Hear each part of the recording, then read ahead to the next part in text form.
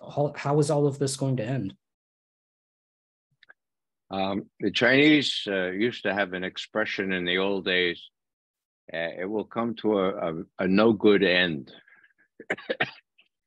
It's going to come to an end. Okay. The question is this year or next year.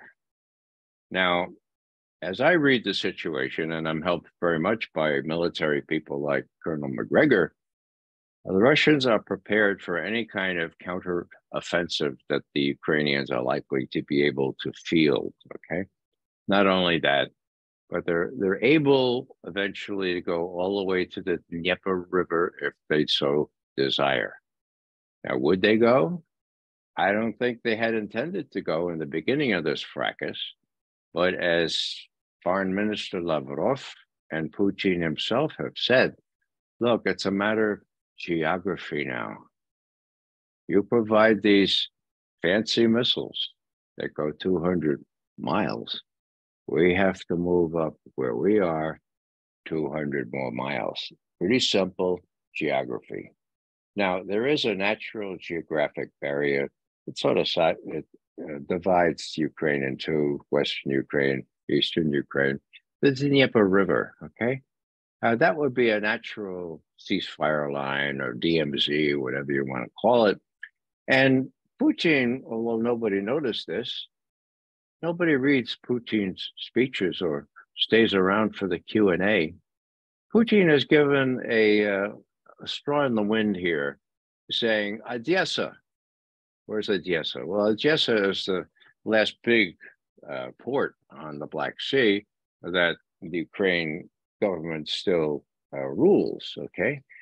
Now, how did this come out? Well, very briefly, during a Q&A after one of these speeches at Valdai, October it was, a very clever, seemed like a planted question. A very clever journalist said that, Mr. Putin, Mr. President, I'm planning to travel to Odessa. And I'm wondering, what would you advise? Should I apply for a Ukrainian or should I apply for a Russian visa? Pretty clever, huh? Putin says, oh, Odessa, a beautiful, beautiful city. I hope you go there. But what I'd say about Odessa is it could be a, let's see, what's the words he used? A razdora. It could be a yabloko razdora. Okay, now yabloko is apple, okay? Razdora is discord. Now, hopefully some of you remember the Trojan War and how it all, you have to remember your mythology, okay? The apple of discord. It could be, Odessa could be an apple of discord, or it could be a way to get together, assess each other's interests, and come to resolution of very serious problems. Putin said that. Now, what do I think he means?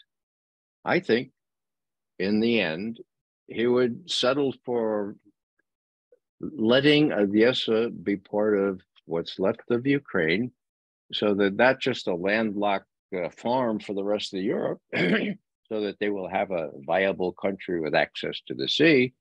But he's not willing to give up much more. But at least there's a overture as to how this could be a yabloko razdora, an apple of discord, or it could be a way to settle differences. So there are all kinds of hints like that. And either they're missed by people like Michael McFaul and Tony Blinken and Jacob Sullivan, my God, or nobody tells them about it, or they don't think that they should tell the president this to discomfort him. In any case, the leadership of our country in the foreign policy area is a disaster. And I just hope that they come to their senses before the country itself suffers disaster, because that's what's coming in Ukraine, unless these admirals in our famous Navy who talk about these little tactical nuclear weapons, we could use those, okay? Now, please understand that once tactical nuclear weapons are put into play, there's no guarantee that we will be able to avoid World War III. So what we veteran intelligence professionals for Saturdays hope told Biden last time we wrote him in January, I said, look, you can't have both, okay?